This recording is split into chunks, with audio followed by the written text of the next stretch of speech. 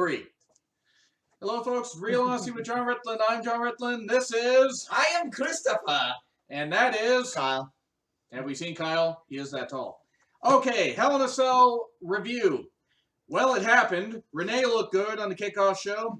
Apparently, Booker T is now calling... His obsession. Yes, many obsessions. Booker T, the obsession. And Booker T actually called Brock Lesnar the beach incarnate. I was not the only one that heard that.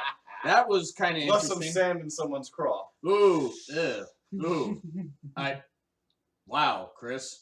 I mean, I don't know what to say to that. Bailey, she sounded very Canadian and Midwestern on the kickoff show, didn't she? Oh, don't you know, partner? Don't you know? Oh, yeah. Oh, it's such good fishing here in, Boston. Oh, yeah. So, that was good. Kickoff match, Sin Cara, Lindsay Dorado, Cedric Alexander versus Tony Nese, Drew Gulak, Arya Davari. I always get that wrong. Ariana Grande. One less problem, Chris. One less problem. Yes, I know that song. That was really fun with cool spots. That was a lot of fun. That was a damn fun match. It was a car crash, but it was fun. Chris? Honestly, why is the best show of the night the pre-show? You mean the best match?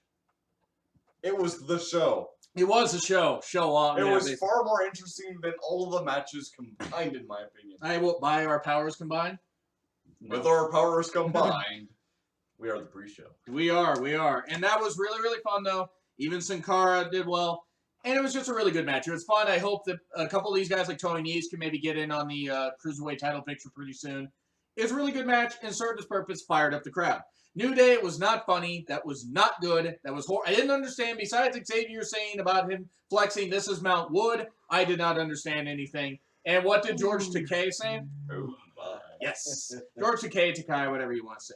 Okay, so starts off with Rusev versus Reigns. That was too long. My God, that was too long. How long was it? About maybe 10 minutes, you think? Yeah, it went on 10 minutes too long. Yeah. It was about 20 minutes too long. Yeah, definitely. I mean, it's just... It shouldn't have happened. Here's the thing. It didn't need to be in a cell. It didn't need to be in a cell.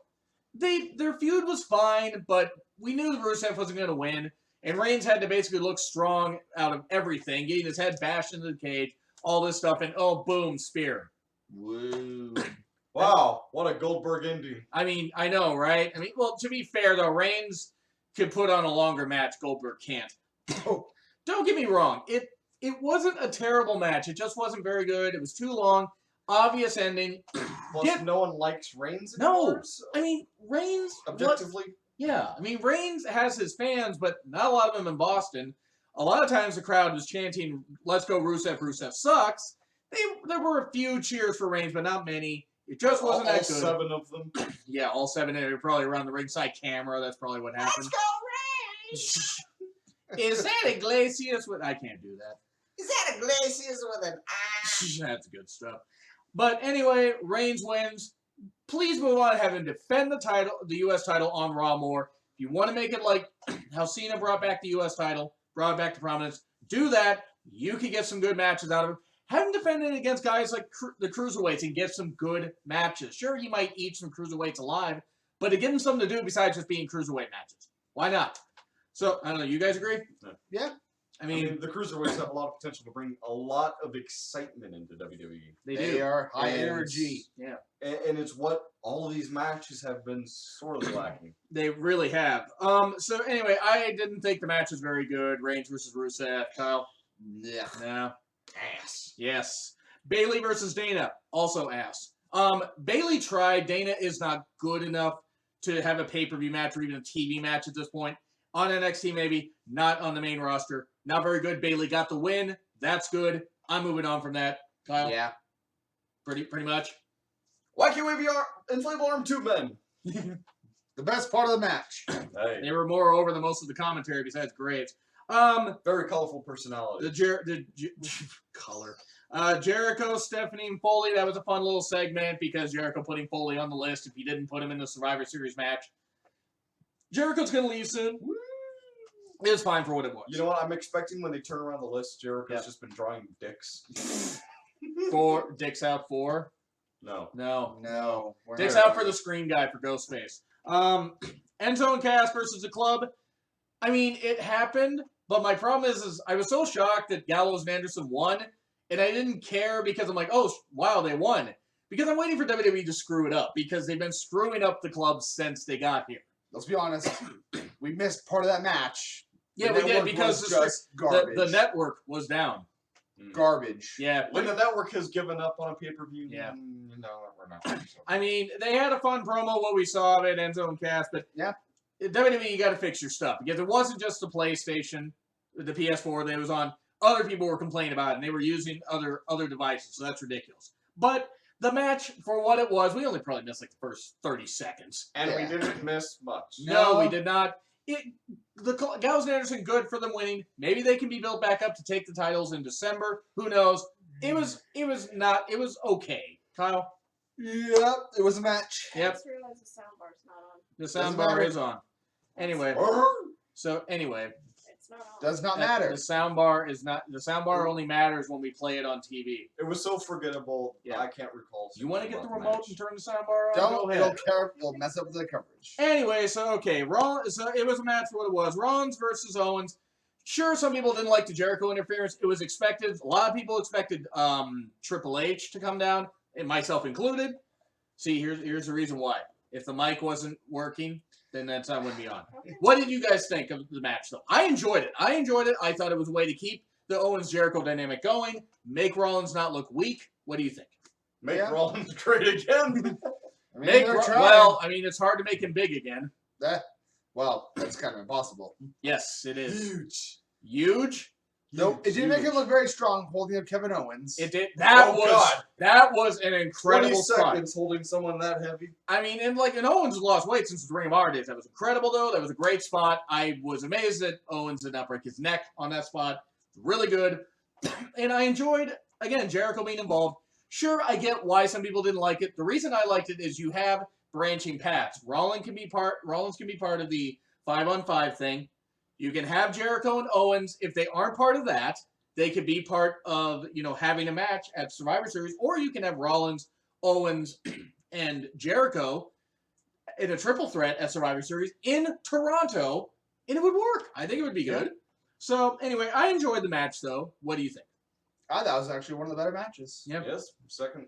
I mean, it was fun. It was really, really fun. It was second best match behind the Cruiserweight. Yeah, it definitely was. We can't put that one over. No, we can't. Well, can't put it over enough. Perkins and Kendrick, it was decent because I had good storytelling. Kendrick did everything he could, including faking in the injury to get the win. It was good psychology, good moves. Kendrick doing everything possible, including taping Perkins' wrist up to the ropes. That was enjoyable. I liked it. Kendrick winning did not bother me. You have a heel champion, some good faces underneath. You have something. Perkins was established as a champion, even though he only had it for just under 2 months. It was good. He'll still be in the title hunt, and it'll be fine. What do you think?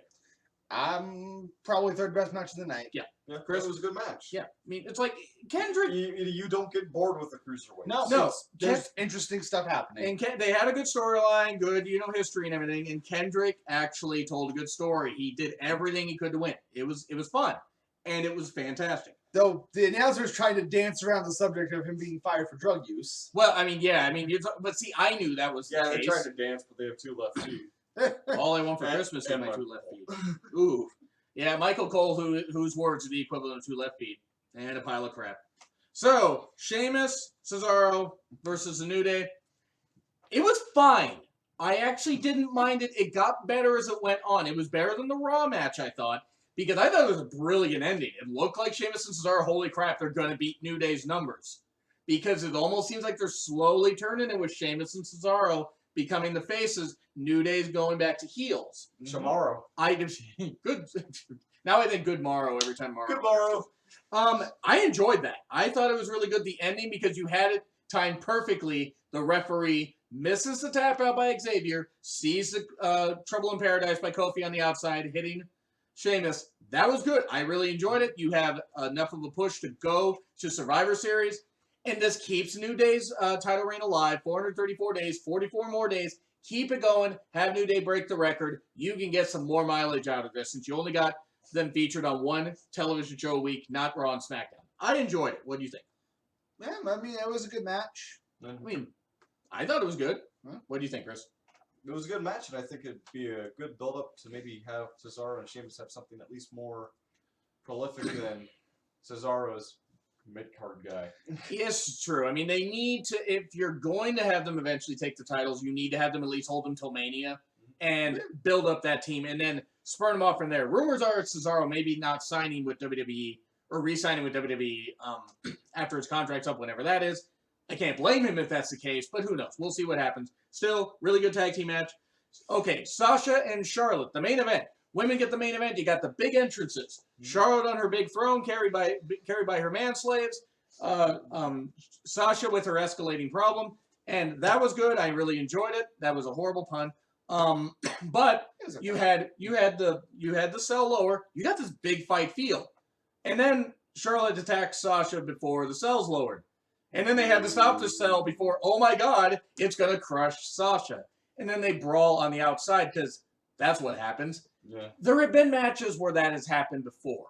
Okay, Ambrose and Rollins did stuff like that in 2014 and everything, and I get it. Okay, but it took them forever to get back in the cell. Yeah. It dragged on for far too long. It really did. Now, Sasha's really good at selling. I will give her that much credit. That was really good, and you thought that Sasha wasn't going to be able to continue. Powerbomb spot through the table was fine. Ladies set a lot of high bars. It got fine once it got in the cell. Mm-hmm. But the thing is, if you're going to promote it as being Carnage in the cell, you need to have it in the damn cell. Yeah. My issue is, okay, you have all these spots, cool. The table, no selling that spot with Charlotte. And really, really good spots. Really good psychology. Really good damage provided by both. Yeah. Provided by both women. My problem is the ending. Unless Sasha's injured again, or they just wanted to give the title back to Charlotte, it's like, what is this? Now, why? Exactly. Now, I like to call it the ass hat spot. the ass hat. Yeah, it makes absolutely no sense and it doesn't work. That was you ever good. tried to wear a hat on your ass? I It doesn't happen. have. So did Gunter in Futurama. That's a fair point. That was Dave. That was a good one. We're doing this. Slave over a hop monkey brain. That was really good though, except the ending where I'm like, I'm not even blaming Charlotte. When you don't script Charlotte, this is who you get. You'll actually get an effective heel. She can be an effective heel, but as long as they don't script her promos too much, let her be who she is and whatever. And stop referring, oh, she's surpassing her dad's legacy. Stop bringing it up. Make her her own person. Because she's got a long time before she can do that. Yeah. This is true. Give her her own mountain to stand on. That's right. Her own space mountain to stand on. Space Mountain. Hello, kitties. Producers are arguing over there. Anyway, It's a real cat fight. did you cat fight? Ah, Joey Styles. I thought, besides the beginning and the ending, which just made no sense, I thought it was fine. But it ended on a very sour note. And yes, in Sasha's hometown, Charlotte winning could have made sense if Sasha had had the title since SummerSlam. Yeah. I could have understood that. Okay, she wins it back in Boston. But Hell in a Cell is supposed to be the end of feuds. This did not feel like the end of a feud. This felt like the start of a new feud. It did. Now, if Even though it's Sasha the same feud. if Sasha's legit injured, hopefully she recovers.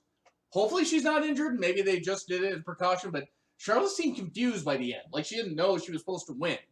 It's a I possibility. mean, did you see that? You know, like her Yeah. face? So anyway, I thought I it was, won! I won? But Wait. I thought it was okay. So what do you think?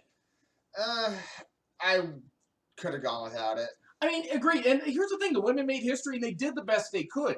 But it felt like they were trying to push it too much. Like, this was not Sasha versus Bayley. I'm sorry. Sasha versus Charlotte has been a good feud, but it's not Sasha versus Bayley in NXT. Not even close. Because Vince McMahon does not see women's wrestling like Triple H, Regal, and others in NXT see women's wrestling. That's the problem. You got to get Vince out of the way for the women to really, truly be able to shine. Step in the right direction. Not the best, though. But Charlotte winning just ended on a sour note. So I got to say, the pay-per-view overall, I'm going to give it a B-. I'm going to give it a B- because I thought enough of the endings of matches were effective, not everything. Enough steps were taken to where you can spurn out some good storylines from here. But this needs to be the end of the Sasha Charlotte storyline or soon. Have a rematch on Raw tomorrow. Just have something. Just Close it. close it and move it on. You got other women. Put Nia Jax, Alicia Fox. Get Summer Rae back. Don't have Eva Marie involved at all. Get her out of the ring. Never have her come back. But anyway, I thought B-. What do you think? I agree with your rating there.